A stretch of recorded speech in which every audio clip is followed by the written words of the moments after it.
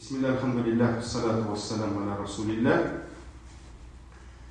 Уроки дуа, и мы с вами на прошлой лекции разбирали хадис, в основе хадиса именно слова пророка, саллаллаху алейхи вассалям: «Ва ида са'альта фас'алиллах». Если будешь просить, проси Аллаха. «Ва ида ста'анта», или если будешь просить у кого-то помощи, «Иста'ин билля», то проси помощи у Аллаха. И мы с вами говорили, что посланник Аллаха, саллаллаху алейхи вассалям, учил своих сподвижников, чтобы они просили только у Аллаха и связывали свои сердца именно с Ним. И также мы с вами разобрали несколько хадисов, где приходит запрет, то есть просить людей без надобности. То есть если ты не нуждаешься в этом, то есть не нуждающийся человек не имеет права просить милостыню. Вот об этом мы с вами говорили. И посланник Аллаха, саллаллаху алейхи вассалям, так учил сподвижников, что в итоге, даже когда сподвижник, у него, например, падал кнут, если он уронил кнут, то он не просил кого-то, чтобы ему взяли, передали этот кнут. Он сам спускался там с верблюда, с коня, и сам брал этот кнут. Вот. То есть сердца мы должны научиться именно связывать с ним.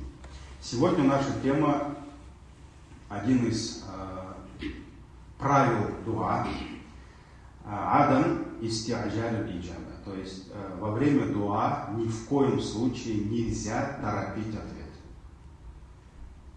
Каждый должен заниматься своим делом, поэтому наша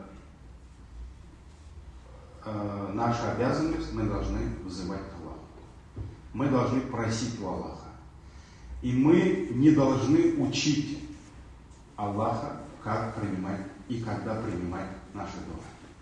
Поэтому от нас дуа, просьба ушла, а Аллах сам знает, когда ответить, как ответить на наши мольбы. Аль-исти'джаль фи дуа, то есть торопливость, поспешность во время дуа лишает нас ответа. И посланник Аллаха, саллаллаху алейхи вассалям, запретил нам, после того, как мы взываем к Аллаху, запретил нам торопить ответ дуа. И посланник Аллаха, саллаллаху алейхи вассалям, сказал, этот хадис приходит от Абу Хурайры, радиллаху анху: «Юстаджабу ли ахадикум», то есть Аллах ответит одному из вас, Аллах ответит вам, если малям яджаль, если он не будет торопить. Если он не будет торопить. И если он не будет говорить «да'ауту фалям юстаджабли», то есть я обращался к Аллаху, обратился к Нему, а Он мне не ответил. То есть вот это природа души человеческой, когда он обращается к Аллаху с какой-либо просьбой, он быстрее, скорее ищет ответ, ждет от него ответ. Вот якобы он сейчас попросил, и там через какое-то время уже пришел ответ. И вот посланник Аллаха, саллаллаху алейхи вассалям, сказал: Аллах ответит вам, если вы не будете торопиться. И он объяснил, а как человек торопится во время дуа? Он говорит: «Да'ауту фалям юстаджабли». Я обратился к Аллаху, он мне не ответил. Почему он тебе не ответил? Подожди. То есть прошло некоторое время, и человек уже решил, что Аллах ему не ответил. И тем самым он закрыл дверь. Чего? Закрыл дверь принятия дуа. Поэтому посланник Аллаха, саллаллаху алейхи вассалям, предупредил: Аллах ответит вам, если вы не будете торопить его. Этот хадис в сборниках имама Аль-Бухари и Муслима. У Муслима приходят такие слова: «Ла язалу юстаджабу лил абди ма лам яд'у би ифми», то есть сразу перевожу: Аллах не перестает отвечать своему рабу, То есть Аллах продолжит отвечать его мольбам, если он не будет взывать к нему с просьбой биифми, в греховном. То есть посланник Аллаха, саллаллаху алейхи вассалям, сразу нас предупреждает. Аллах не будет принимать нашу дуа, если мы будем просить что-то у него греховное. То есть как может быть так, что Аллах Тааля сказал, это запретное, и мы начинаем просить у Аллаха помощи в этом запретном. Ну, например, там убийца просит не по праву, просит у Аллаха, чтобы Аллах там дал ему силу, да, чтобы он не убил кого-то не по праву. Или, например, вор перед тем, как выйти на, как называется, работа, да, у него? Да. На дело. Он делает дуа, там, кульху Аллах почитает, да, о Аллах, там, дай мне там богатых клиентов или еще что-то. То есть, пророк саллаллаху сказал, если он не будет просить в греховном, первое, ау кати'ат рахм, то есть в разрывании родственных уз. Нельзя просить у Аллаха помощи в разрывании родственных уз, потому что весь ислам, вся сунна пророка саллаллаху алейхи вассалям, его личная сира, биография, его личный пример показывает, что ислам всегда призывал, всегда боролся за соединение родственных уз. Поэтому, если кто-нибудь будет взывать к Аллаху и просить разрывания родственных уз, Аллах не примет. И третье, маля ястаджи, если он не будет спешить. Когда сподвижники услышали эти слова, они спросили, «Я Расулаллах, вон аль-истирджаль». А что такое? То есть первые два понятны. А что такое аль-истирджаль? То есть, а что такое торопливость в дуа? И посланник Аллаха, саллаллаху алейхи вассалям, сказал, «Кад да'ауту ва кад якуль». Этот человек говорит, «Кад да'ауту ва кад да'ауту». То есть, да, я взывал к Аллаху, да, я просил у него. «Фалям ара ястаджибули». Но я не увидел, как он мне ответил. «Ястахсиру айнда далика». И ястахсиру, то есть, он оставляет стремление к дуа. То есть, дуа для него как будто, пользы нет уже. Или там есть истахсара, то есть наскучивает, что ли, для него дуа, и он перестает обращаться к Аллаху. То есть он попросил один раз, Аллах, казалось бы, ему не ответил. Он второй раз попросил, и потом все. Он оставляет этот вид поклонения. То есть он перестает обращаться к нему. И вот Ибн Хаджар, рахимахуллах, говорит, вот в этом хадисе мы видим прекрасный этикет, правила дуа, нрав, который присущи мусульманину, этикет дуа, что мусульманин должен всегда держаться дуа. То есть дуа у него должен быть частью его жизни, то есть повседневной жизни. И он никогда не должен терять надежду на ответ на его дуа. Он не должен терять надежду. И в этом кроется покорность мусульманина. Преданность мусульманина к своему Господу. И проявление его нужды. То есть то, что он нуждается, он показывает, что он нуждается в Аллахе. Если человек оставит дуа, перестанет обращаться к Аллаху, значит, он посчитает, что он не нуждается в этом. Поэтому мусульманин, он всегда должен просить. Пророк сказал, кто не будет просить у Аллаха, Аллах будет гневаться на него.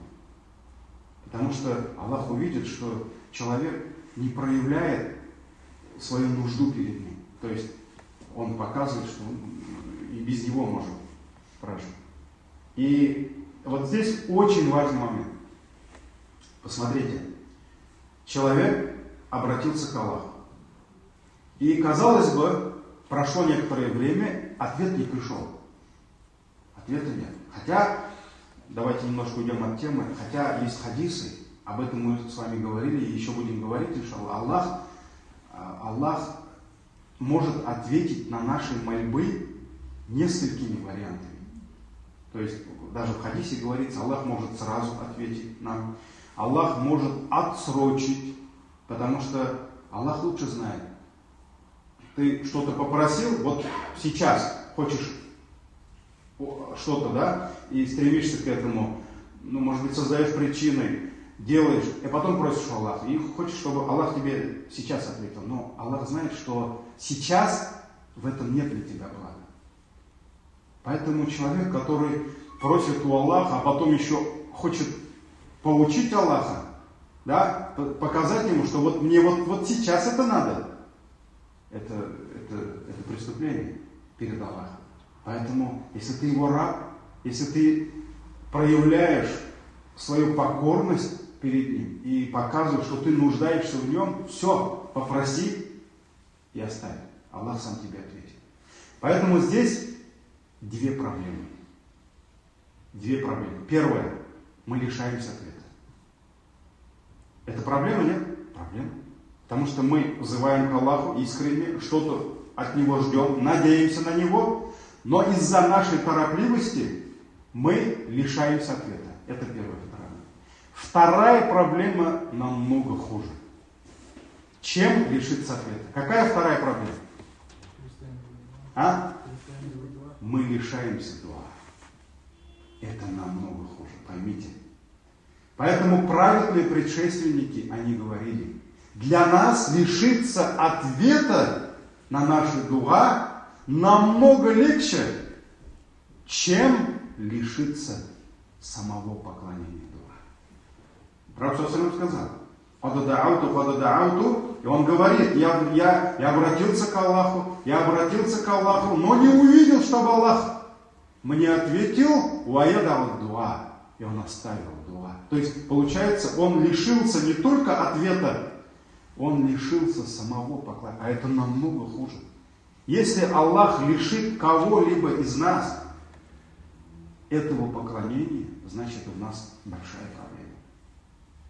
Лучше не получать ответы, но продолжать поклоняться через это, то есть поклоняться Аллаху нашими дуа намного лучше, чем лишиться этого дуа. Поэтому вот за что переживали праведные предшественники. Они переживали не за ответы, а за само поклонение. Потому что иногда даже то, что Аллах, ты воззвал к Нему, Аллах не ответил. Ты второй раз взываешь к Нему. У тебя проблемы, потому что даже надо решить. Ты 3-й раз, 30-й раз, 40-й раз, 5-й год, 10-й год. И то, что Аллах тебе откладывает ответ, может быть даже причина того, что ты больше и чаще просишь у Него. Поэтому не надо учить Аллаха, как Ему принимать наши дуа. Поэтому самое страшное, не лишиться ответа на наши дуа, а лишиться дуа. И Ибн Батталь, рахимахуллах, дал такой шарх этому хадису. То есть хадис, который мы с вами, последний хадис. Аль-ма'на аннаху яс'ам фаятруку дуа. То есть человек, он теряет надежду и оставляет дуа. И этот человек подобен кальманни бидуаи. Это человек, который подобен тому, кто попрекает Аллаха посредством своего дуа. То есть он, получается, он говорит Аллаху: «О Аллах, так я же тебе дуа делал, а ты почему?» Это как арабы. Ямуннуна алейка исламакум, то есть сура Худжурат, комнаты. Последние аяты почитайте. То есть арабы пришли там, мы там ислам приняли. Не видишь, что ли? То есть одолжение тебе сделали. Пророк саллаллаху. Мы же приняли ислам, давай. Ты должен увидеть наш ислам, да? И Аллах Та'аля сказал: «Ля тамунну алейя исламакум». Скажи им: вы не делайте мне одолжение своим исламом. Не попрекайте меня своим исламом. Поэтому этот аль-ман, то есть аль-минна валь-ада, есть в исламе такой грех, когда человек кому-то делает добро, а потом упрекает его за это. Ну, например, там, не знаю, вот кому-то я помог в чем-то, да, там, может быть, финансах, там, и каждый раз, когда я его встречаю, брат, а как там, нормально там, то, что я тебе там дал? Помогло тебе, да? Или, например, там, подарил ему что-то там, ну, часы, например, да, и каждый раз там, а где часы там мои, а что ты не носишь, да? То есть, это аль-минна валь-ада называется. То есть, когда это один из видов даже показухи. Когда ты кому-то делаешь добро, а потом все время напоминаешь ему это добро. И поэтому вот здесь то же самое. Ибн Батталь говорит, человек, который якобы не дождался ответа и оставил дуа, это человек, который попрекает Аллаха своим дуа. То есть, вот Аллах, я же у тебя попросил, а ты мне не ответил, да? Или он думает, что как будто он сделал дуа, который достоин ответа. То есть он думает так, я же сделал дуа, который достоин ответа, Аллах мне не ответил, несмотря на то, что мои дуа, то есть достойный ответ. Вот поэтому это проблема многих людей. Они сами себя лишают и ответа, и иногда самого поклонения. Поэтому обязанностью каждого из нас, и особенно тех, которые ждут милости Аллаха, надеются на милость Аллаха и ждут, что Аллах Тааля ответит их, они должны взывать к Нему, будучи уверенными, что Аллах ответит. Аллах ответит ему. И они должны связывать свои надежды, свое сердце с Аллахом.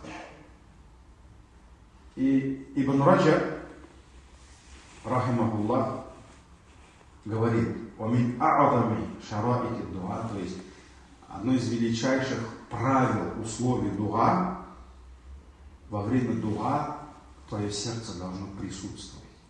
То есть твои дуа, да, мы говорили, что дуа, зикр, это когда ты говоришь языком, нужно произносить словами.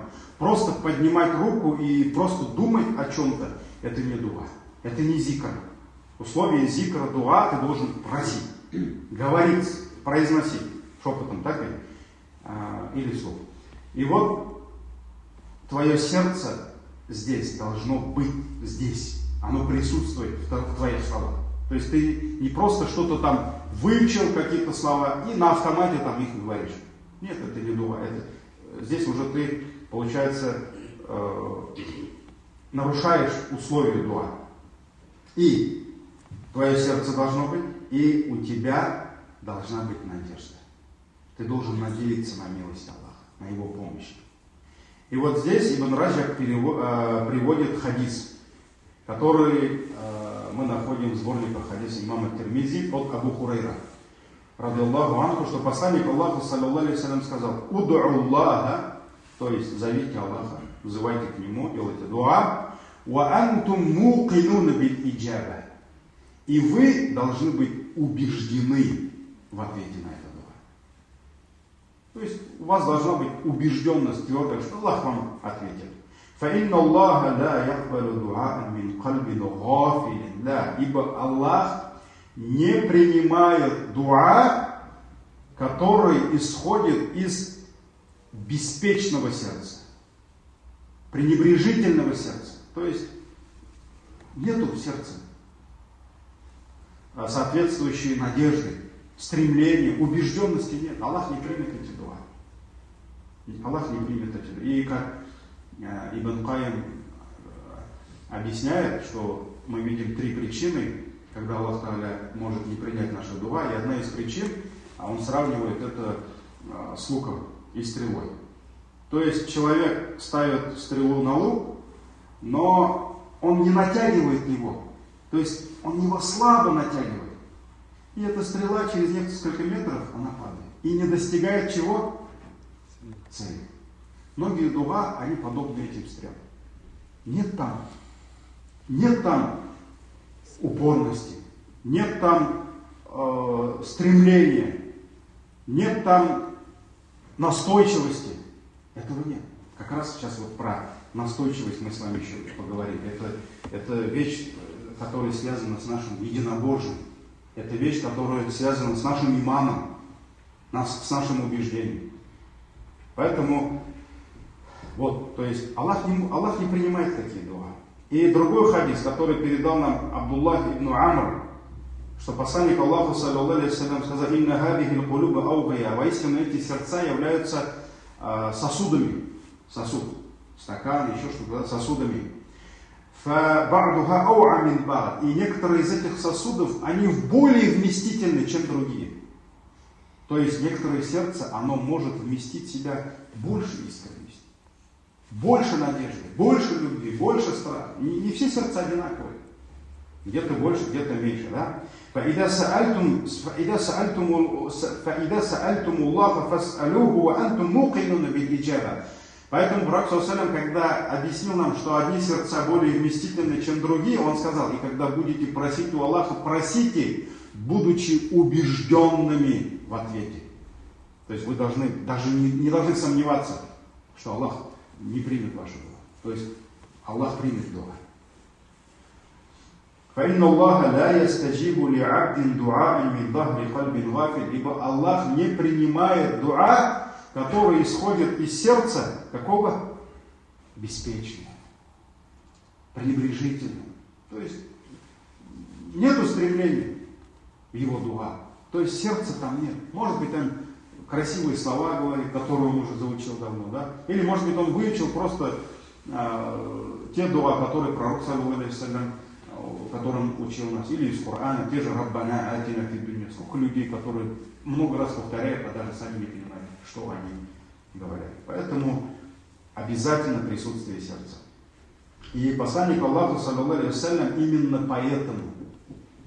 поэтому запретил во время дуа, это слова Ибн Раджаба, а потом этот хадис мы еще рассмотрим отдельно, да? А Пророк, саллаллаху алейхи ва саллям, запретил нам во время дуа произносить следующие слова: «Аллахумма гфирли ин шитта». «О Аллах, прости меня, если захочешь». Нельзя так просить. То есть в этих словах нет упорности, нет настойчивости, нет стремления, нет страха, нет надежды. «О Аллах, прости меня, если захочешь». А если не захочешь, не прощай. Я и так проживу. Это же так получается. Вот поэтому Пророк саллаллаху алейхи ва саллям запрещал «Валякин ля ярзим аль-мас'аля». Пророк саллаллаху алейхи ва саллям сказал: не просите так. А что делайте? То есть, когда вы будете просить, то проявляйте решительность во время своих просьб. «Фаинна Аллаха ля мукраха ля». И никто не может заставить Аллаха. Никто не может Аллаха заставить. Поэтому, когда мы просим, мы должны просить настойчиво. Настойчиво. И посланник Аллаха, саллаллаху алейхи ва саллям, Ибн Раджаб, мы его слова продолжаем: وَنَهَا أَنْ يَسْتَعْجِلَ وَيَتْرُكَ الدُّعَاءَ لِاسْتِبْطَاءِ الْإِجَابَةِ. То есть Пророк саллаллаху алейхи ва саллям запретил нам спешить, торопить ответ, спешить и оставлять дуа из-за задержки, казалось бы, ответа на наши дуа. И это является преградой, которая лишает нас, то есть причиной, которая лишает нас ответа наших дуа. И Аллах субханаху юхиббуль мулихина фид дуа. Ибн Раджаб продолжает: Аллах пречистан от всех недостатков, юхиббуль мулихина фид дуа. Аллах любит упорных во время дуа. Аллах любит упорных. Фама дам аль-абду юлиху фид дуа ва ятмаху фил иджаба мин гайри фатхи раджа фахуа кариб. То есть, чем больше мусульманин будет надеяться на Аллаха, и чем больше он упорнее, настойчивее будет продолжать просить у Аллаха, тем ближе к нему будет милость Аллаха, тем ближе к нему будет ответ на его дуа. Поэтому чем мы будем продолжительнее, настойчивее в наших дуа и в наших надеждах, тем у нас будет шансов больше, что Аллах примет наши дуа.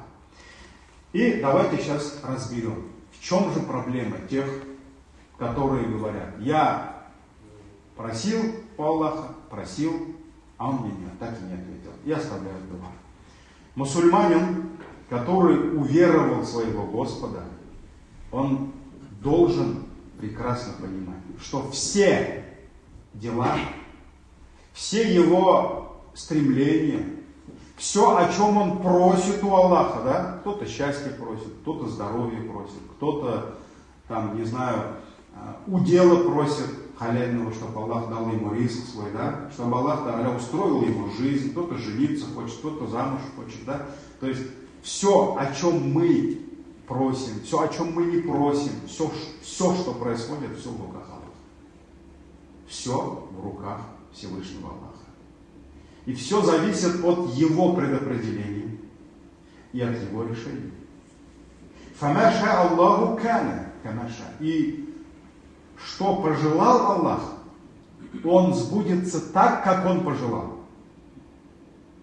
Изменить невозможно. То есть вот как Он пожелал, так все и сбудется. Фильвахти лави яша. Именно в то время, в котором Он пожелал. Именно в то время, в котором Он пожелал. Аля вачхи лави яша. В том виде, в котором Он пожелал. То есть, все, что Аллах пожелал, оно сбудется так, как Он пожелал. В то время, в котором Он пожелал.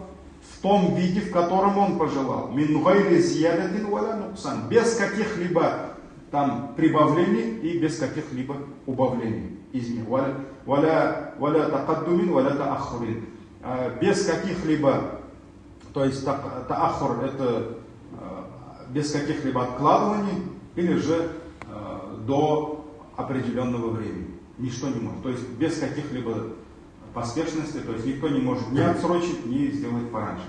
Поэтому все в руках Аллаха. وحكمه سبحانه نافذ في السماوات وأقطارك وفي الأرض وما عليها وما تحتها. И мы знаем, что решение Аллаха распространяет, имеет силу как на небесах, так и за ее пределами. Как на земле, как на спине земли, как и в утробе земли, под землей.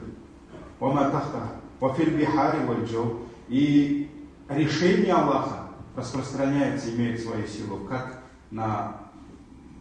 в воде, так и на суше. И в любой области, части Вселенной мы знаем, что там действует только воля Аллаха и Его решение. Поэтому Аллах в Коране сказал: «Ма яфтахиллаху линнаси мин рахмати фаля мумсика лаху». То есть ничего не удержит из милости Аллаха, если Аллах эту милость откроет для человека.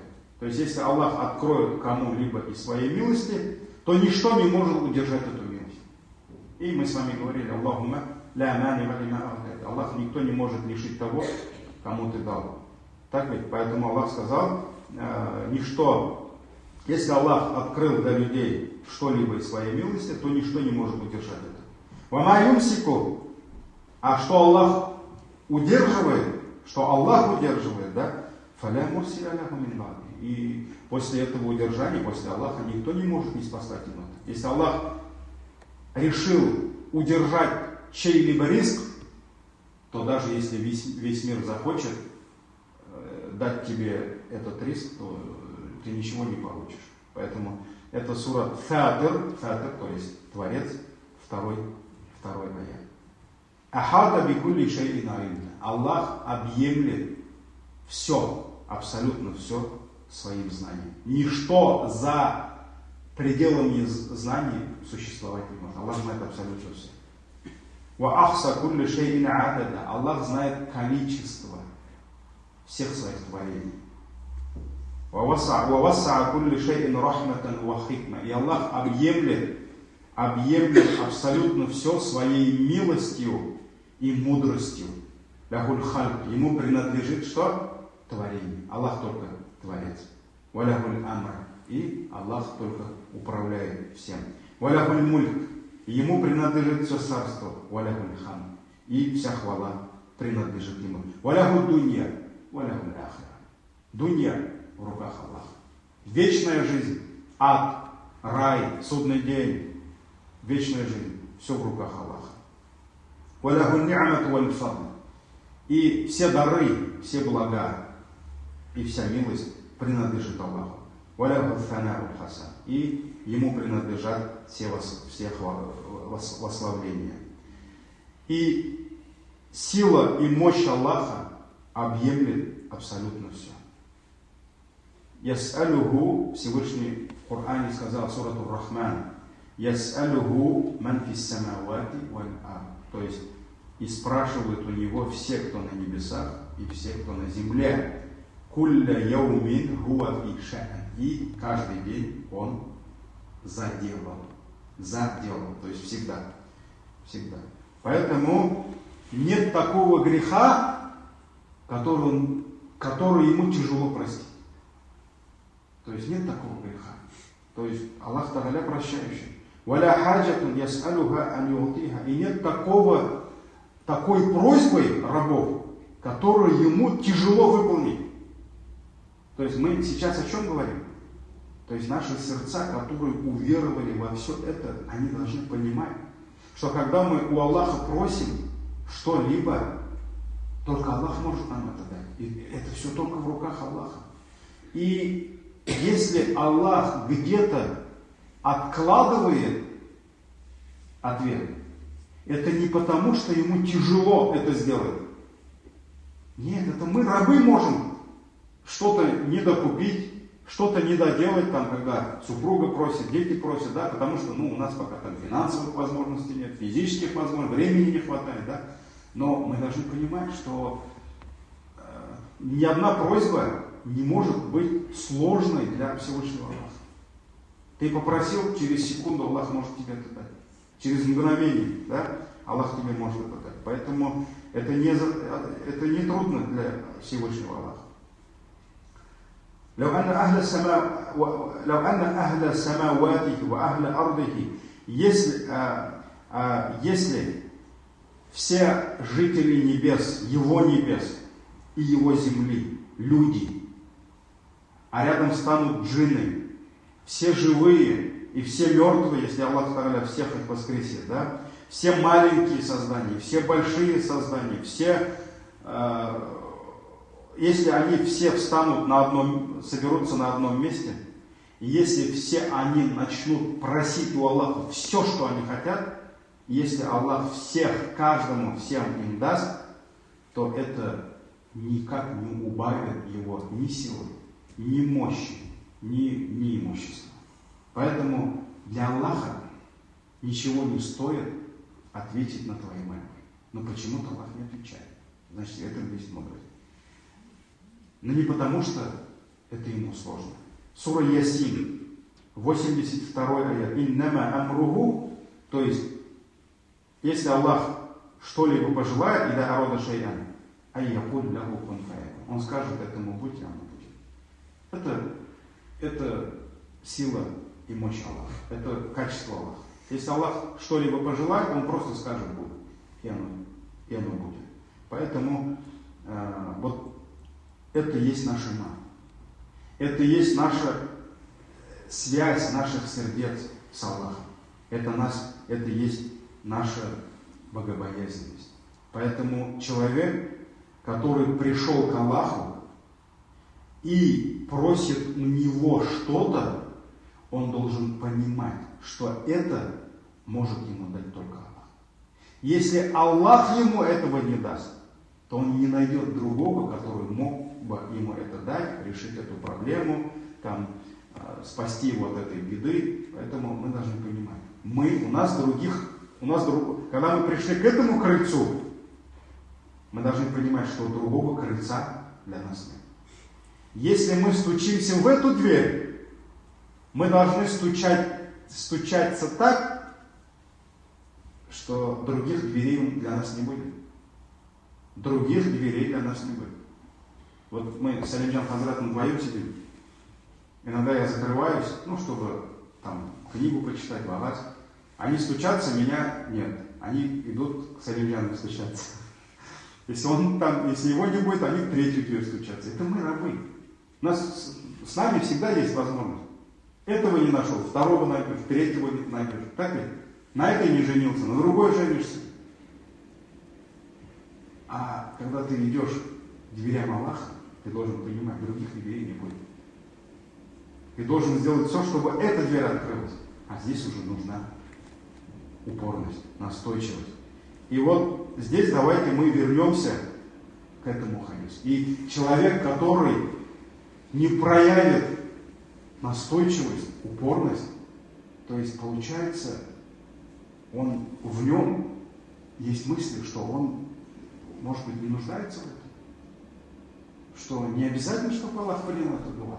Что у него есть какие-то другие двери и другие помощники. И вот поэтому пророк, алейхиссалату вассалям, это Бухари, Муслим приходит от Абу Хурайры. Пророк саллаллаху сказал: «Ля якулянна ахадукум».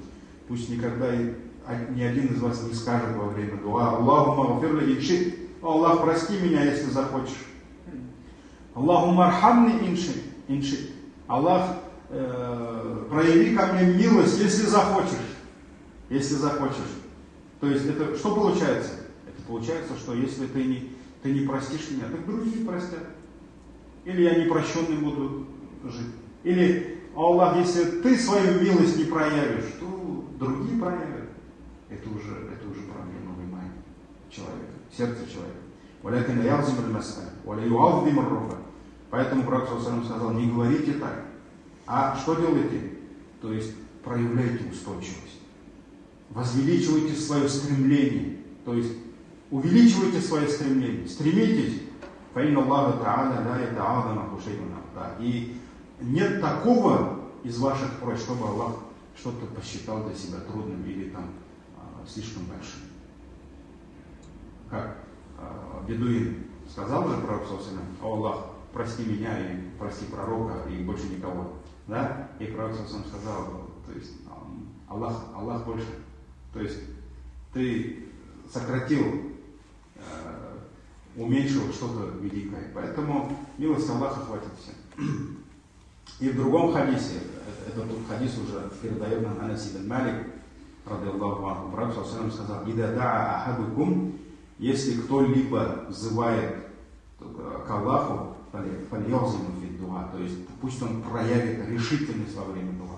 Валя якуль, и пусть он не говорит: «Аллахумма иншитта фа'атини». «О Аллах, если захочешь, дай мне». «Фаинна Аллаха ля мустакраха ля». И никто не может заставить, ибо никто не может заставить Аллаха. Поэтому нельзя просить у Аллаха. Вот получается, Пророк сам назвал 3 варианта, да? «О Аллах, прости меня, если захочешь». Нельзя говорить.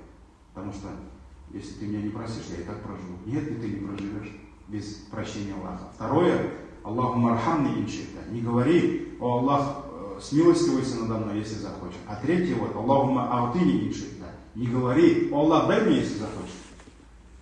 То есть дай мне риск, если захочешь.